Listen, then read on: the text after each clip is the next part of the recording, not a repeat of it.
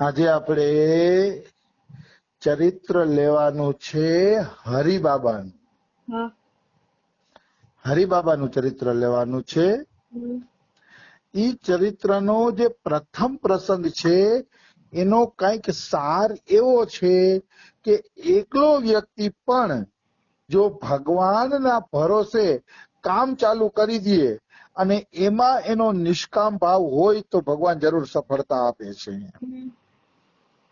ભલે તમે એકલા જ છો, તમારું સહાયતા કરવા વાળું કોઈ નથી, પણ ભગવાનના ભરોસે નિષ્કામ ભાવે તમારો કોઈ સ્વાર્થ ન હોય અને તમે કામ કરવા માંડો તો એ કામ દ્વારા તમને જરૂર સફળતા મળે છે. એમાં કોઈ એટલે કોઈ સંશય નથી. કોઈ એટલે કોઈ સંશય જ નથી. પણ ભગવાનનો ભરોસો ને નિષ્કામતા હોવી જોઈએ. હવે હું તમને એક ઉદાહરણ આપું, પછી હરિબાબાનો પ્રસંગ કહું. એક વખત સમુદ્રમાં ભયંકર તુફાન આવ્યું. તો તુફાન આવ્યું ને તો પાણી એટલું બધું ગામની બારોબાર ઘૂસી ગયું કે કેટલાય ગામડા વહાવીને નષ્ટ કરી દીધા. સમુદ્રના પાણીએ કેટલાય ગામડાઓને નષ્ટ કરી દીધા. તો એમાં એક ગોરૈયાના ઈંડા સમુદ્રની અંદર વયા ગયા. ગોરૈયા એટલે અહીંયા તો જે કહેતા હોય મને ખબર નથી, પણ ગોરૈયાના ઈંડા સમુદ્રમાં તણાઈ ગયા.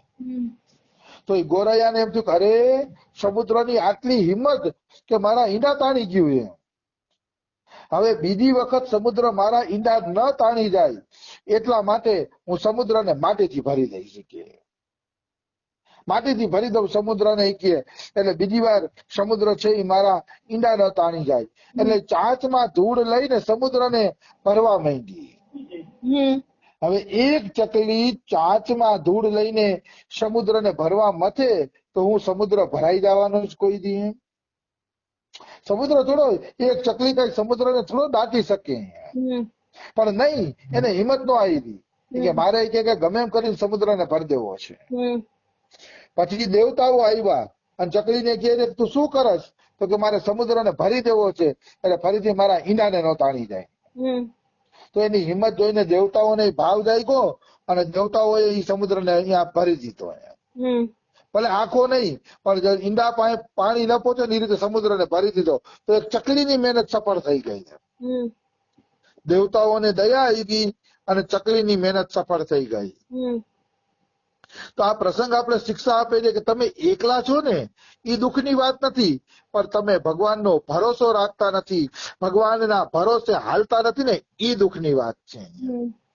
જે વ્યક્તિ ભગવાનના ભરોસે નથી હાલતા, ભગવાનના ભરોસાની ભગવાનની શક્તિનો વિશ્વાસ નથી કરતા ને એ મોટા દુઃખની વાત છે. અને અત્યારે કોઈને આપણે ભગવાનનો ભરોસો રાખવાનું કહીએ ને તો એ એમ બોલે કે હવે ભગવાન કોને જોયો છે, આપણે કઈક કરવું પડશે, આપણે કઈ નહીં કરીએ તો કઈ થશે નહીં. એવો જવાબ આપે છે, પણ એ ગલત જવાબ છે. તમે ખાલી ભરોસો રાખો ભગવાન ઉપર, એની શક્તિથી તમારા નહીં થવાના કામ પણ થઈ જશે. એવી ભગવાનની દિવ્ય શક્તિ છે. પણ તમારે ભગવાનનો ભરોસો હોવો જોઈએ. ભરોસા અને વિશ્વાસ વગર કોઈના કામ થતા નથી. આવી વસ્તુ છે. તો આપણા હરિબાબા છે, એ હરિબાબાએ બુલંદશહર જિલ્લાના ખાદર ગામમાં 45 માઇલ લાંબો પુલ બનાવ્યો. નહીં, 20 માઇલ પુલ બનાવ્યો, પણ 45 માઇલમાં 700 ગામડા ગંગાના પાણીમાં ડૂબતા હતા. ગંગાજીમાં જયારે બાઢ આવતી ત્યારે 700 ગામડા ઈ ગંગાજીના પાણીમાં ડૂબતા અને એને નુકસાન થતું. એટલે 700 ગામડાના રક્ષા માટે 20 માઇલ લાંબો અને 12 ફૂટ પહોળો એને પુલ બનાવવાનું નક્કી કર્યું. પુલ એટલે પારો, માટીનો પારો બનાવવાનું નક્કી કર્યું. અને 75 ફૂટ તો ઈ ચોળો પારો હતો. 12 ફૂટ ઊંચો અને 75 ફૂટ આમ લાંબો પારો. આવો બાંધ બનાવવાનો એને વિચાર કરી લીધો. અને એને વિચાર કર્યો એટલે ડાલી લઈ અને માટી નાખવા માંડ્યા. તમે જુઓ તો સિદ્ધ મહાપુરુષોના સંકલ્પો છે, ભગવાન અવશ્ય પૂરા કરે છે. સિદ્ધ મહાપુરુષ કોઈ સંકલ્પ કરી લે તો ભગવાન એને મતલબ કોઈ દી રદિયો આપી જ નથી શકતા. એ સંકલ્પો અવશ્ય પૂરા થાય છે, કારણ કે એ સંકલ્પોમાં નિષ્કામતા હોય છે. નિષ્કામતા હોવાના કારણે જ એ બધા સંકલ્પો પૂરા થાય છે, નહીતર તો કોઈની તાકાત જ નથી કે સંકલ્પ પૂરા થાય પ્રારબ્ધ વગરે. કોઈનું પ્રારબ્ધ સારું હોય તો સંકલ્પ પૂરા થાય, નકર થતા નથી. હું હમણાં રાધેશ્યામ બંકાનું ચરિત્ર વાંચતો હતો. રાધેશ્યામ બંકાએ સંકલ્પ કર્યો હતો કે ભાઈજી જેવી મારી દશા થઈ જાય તો સારું.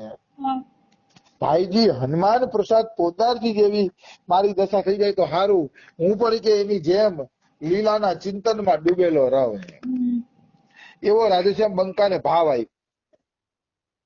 તે ભાવ આવ્યો ને એ પ્રકારનો, તો એ ઈચ્છા રાધા બાબા ધામમાં ગયા, પોદારજી ધામમાં ગયા, અને 30 વર્ષ પછી દશા થઈ, પણ 30 વર્ષ લાગ્યા. એટલે હું દાવા સાથે કઉ છું કે આધ્યાત્મિક જગતમાં કોઈ ઈચ્છા કરે છે તો ઈચ્છા જરૂર પૂરી થાય છે. હા, એનામાં 2 ગુણ હોવા જોઈએ, વિશ્વાસ અને ધીરજ.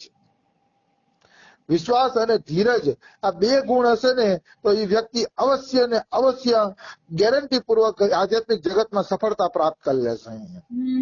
કારણ કે ઈશ્વર બહુ કરુણામય છે, અને ઈશ્વરના દરબારમાં નોકરીની એટલી જગ્યા ખાલી છે, સેવાની એટલી જગ્યા ખાલી છે કે તમને કોઈ દી વાંધો જ નહીં આવે. એમાં કોઈ શંકા નથી. રાધેશ્યામ બંકાની આ રીતે ઈચ્છા પૂરી થઈ. છેલ્લી એની સ્થિતિ એવી હતી કે ભાઈજી જેવા એ લીલા ચિંતનમાં ડૂબેલા રહેતા.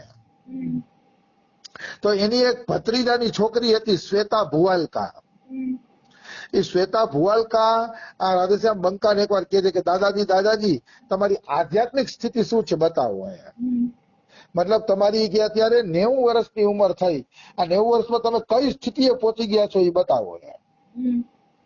તો કે દીકરી કઈ બતાવવાની વાત નથી. તો કે ના દાદાજી બતાવો ને બતાવો. એ કે તો કે તો ઠીક છે, તારે સાંભળવું છે ને તો તું સાંભળી.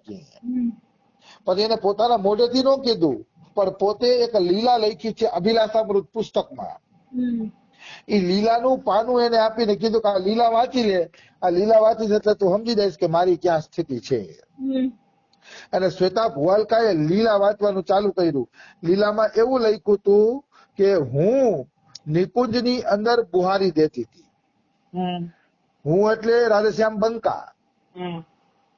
કે હું નિકુંજની અંદર બુહારી દેતી હતી, વાળવા તોડવાનું કામ કરતી હતી, અને પછી નિકુંજમાં બુહારી દઈ અને હું પછી રાધા કૃષ્ણ માટે ફૂલ તોડવા ગઈ. તો રાધા કૃષ્ણ માટે મેં ફૂલ તોડ્યા ને, તો ફૂલ તોડીને મને એમ થયું કે હાલો રાધા કૃષ્ણ જે દરવાજાથી આવે ને એ દરવાજા ઉપર ફૂલ બિછાવી દઉં. એટલે એ દરવાજા ઉપર ફૂલ બિછાવવા માટે ગયા.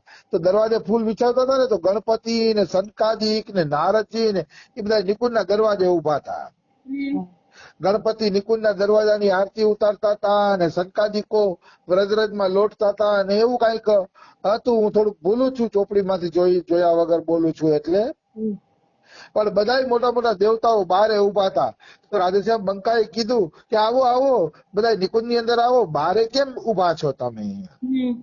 તમે તો મોટા મોટા દેવતાઓ છો, બારે કેમ ઉભા છો? અંદર આવો.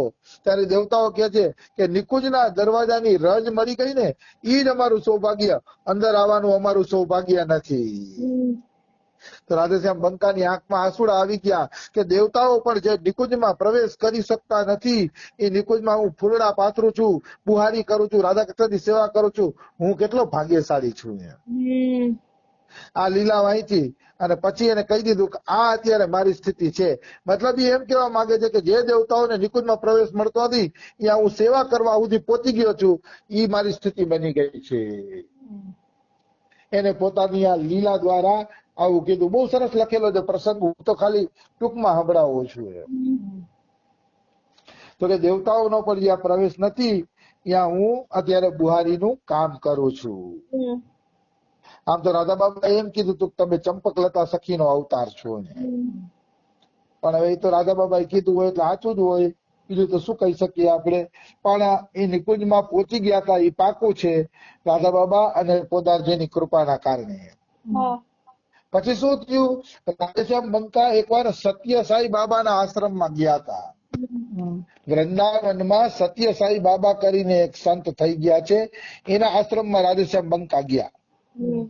તો રાધેશ્યામ બંકાની તબિયત થોડીક લૂઝ હતી, બીમાર હતા. સત્ય સાઈ બાબાને ખબર પડી કે રાધેશ્યામ બંકા બીમાર છે, એટલે એના સેવકો બધાને મીઠાઈ આપતા હતા, દોણામાં મીઠાઈ ખવડાવતા હતા. અહીંયા તો દોણામાં મીઠાઈ આપતા હતા ને એના સંતો, તો સત્ય સાઈ બાબા શું બોલે છે કે રાધેશ્યામ બંકાને મીઠાઈ ના આપતા, એને આપણે ફળ આપશી કે એ બીમાર છે તો એને આપણે ફળ આપશી. તો રાધેશ્યામ બંકા જોલી પાથરીને એમ કહે છે કે હું વૃંદાવનમાં ફળ લેવા જ આવ્યો છું, મીઠાઈ ખાવા નથી આવ્યો કે.